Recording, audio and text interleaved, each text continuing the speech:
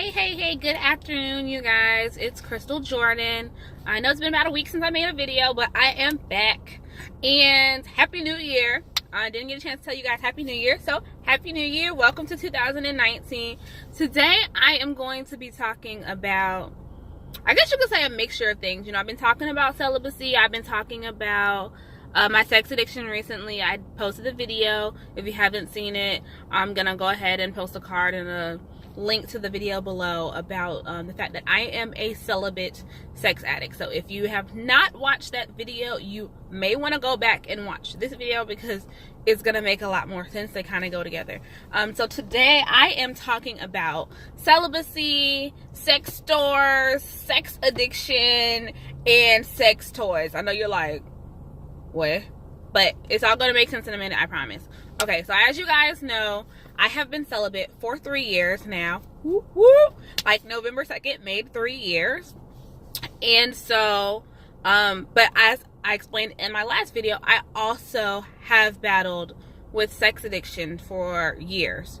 So, celibacy was, for me, my way of like saving myself. Like, just to get life under control because it had gotten that bad. It had gotten out of control. And so what I had not done since I had been celibate, I had shut a lot of stuff out of my life. I had not walked into an adult store since I decided to become celibate in 2015.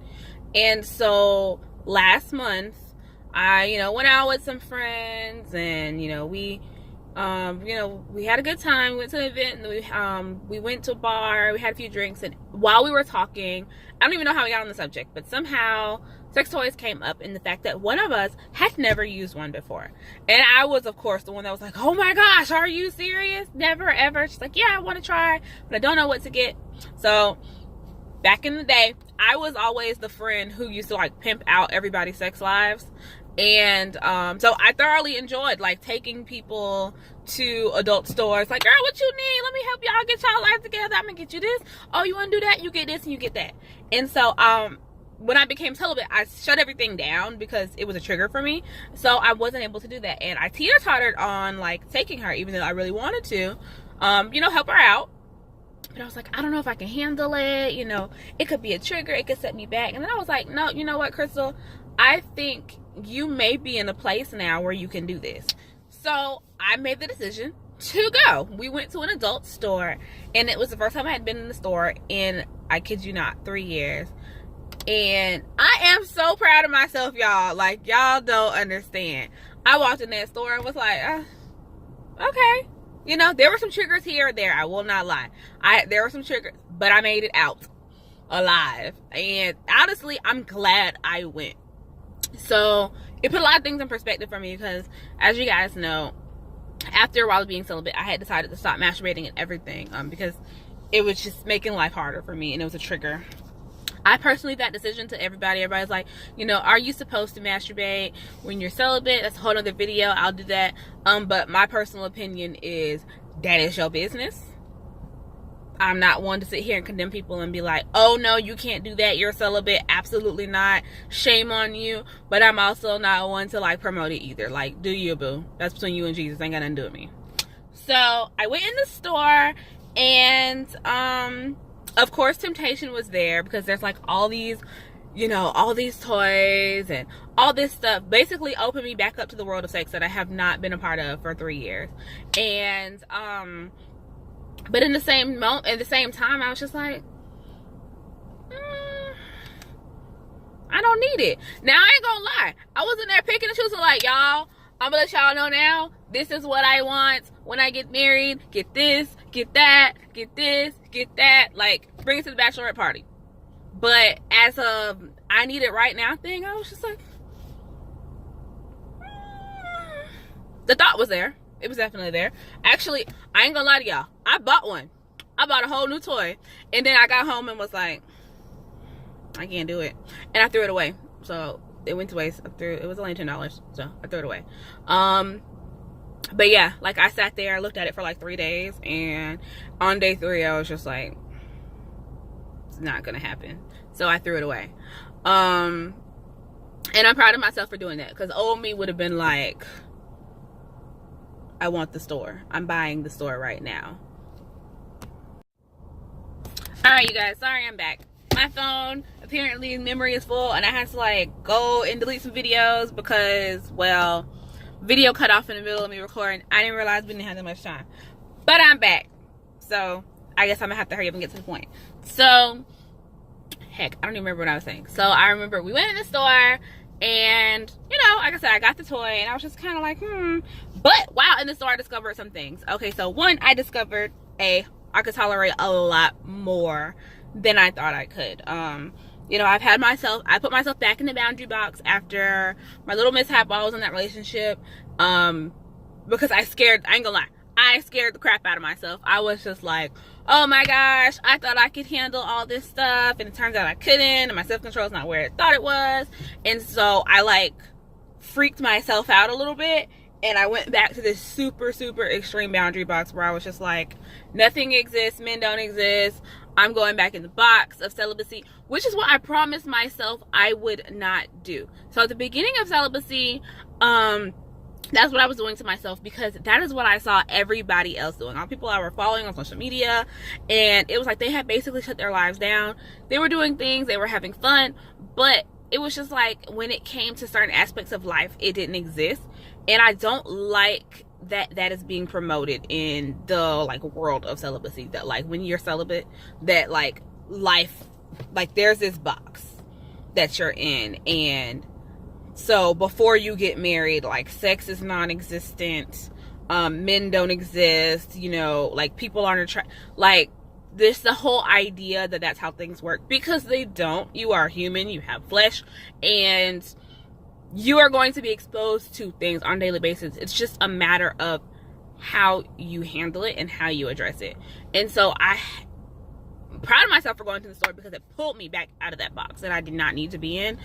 Because one thing that being in a relationship, you know, recently showed me about my celibacy walk that I had been walking for the last 3 years is I had put myself in that box, which it was great for a moment when I needed it, but it hindered me in preparing for what life is like dating celibate, and, you know, like real life, living your life out as single, saved, and celibate to its fullest, because it wasn't realistic. Like when you put yourself in this box and you just pretend that things don't exist, and then you try to go out here and date, you're setting yourself up for failure, because temptation comes. It's a thing. It happens. It is normal. It's just a matter of how you handle it and what you choose to deal with it when it presents itself. And so because I had put myself in this box, I didn't know what the heck to do when temptation was there. I was just like, oh crap, like this isn't in the manual, like you fine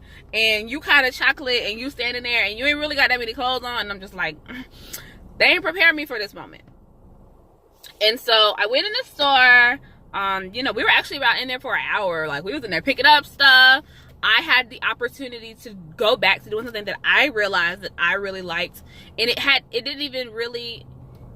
also realized that it didn't really have that much to do with my sex addiction. That was just something I thoroughly enjoyed doing for people, which was helping people in that area of their lives. And so, not even from just a pleasure standpoint, but for an educational standpoint. Like, I do not believe that just because I am celibate, I should be ignorant to sex and how it works and how my body works and how, you know, I also don't believe that you should be ignorant to that too. Whole other video, I promise y'all it's coming. Because that's how you say, people are like, oh my gosh, you didn't test the waters, and you know, how do you know that you're marrying this person, you've never had sex with them? How do you know that you're sexually compatible and all this other crap? Well, that's where not being ignorant to what actually happens in sex and marriage and what goes on with people's bodies comes into play. Like, you have to ask questions. You have to know things about yourself. You have to know things about human anatomy. So that is not really a concern for me, because I understand how the human body works. I understand how my body works, and I know how to ask questions. So not knowing what they can do or what they can do, or I haven't tested the waters, isn't a concern for me, because if I talk enough and ask enough questions, and I know that you ain't no crazy stuff and I ain't on no crazy stuff, then we ain't got no problems. We can figure out the rest when we get there. So while I was in the store, I actually had an opportunity to minister to someone. Turns out one of the workers in the store, we were all buying stuff and we're talking, and she just seemed kind of down, and I was talking, I was like, hey, how you doing, whatever. And she mentioned that she had lost a loved one, like literally a day or two before I came in there. And it actually came up because we were joking around, and my friend was like, oh my gosh, you know so much stuff, you should work here. And it's crazy because when I was in college, I was like, I want to work in the sex store, I think it would be fun because I know a lot of stuff and I could help people and blah blah blah. And so yeah, she was like, you know all these things, you should try it. So it started out as a joke, but she had no idea that was really actually something that I used to want to do. So I was kind of like, well, I don't know how that works, being celibate, working in an adult store. Like, I couldn't figure out how I was even going to justify that, talking to you guys about celibacy, and then turn around and be like, oh yeah, by the way, I work in an adult store. Like, I battled with the thought of like living a double life, all that stuff, and I was just like, I don't know how people are going to see it. But then I also realized that when I started doing this, and when I started talking about it, celibacy, I was determined to not do this the traditional, conventional way, and also not lie and put myself in a box. And so, when she was talking about it, I was like, yeah, I don't know how that works. And I explained my concern to her, and she was like, you know how many people you can minister to in here? Like, think about who you are, what you've been through, and where you are now, and what better atmosphere for you to witness to people than the atmosphere that you used to be bound in.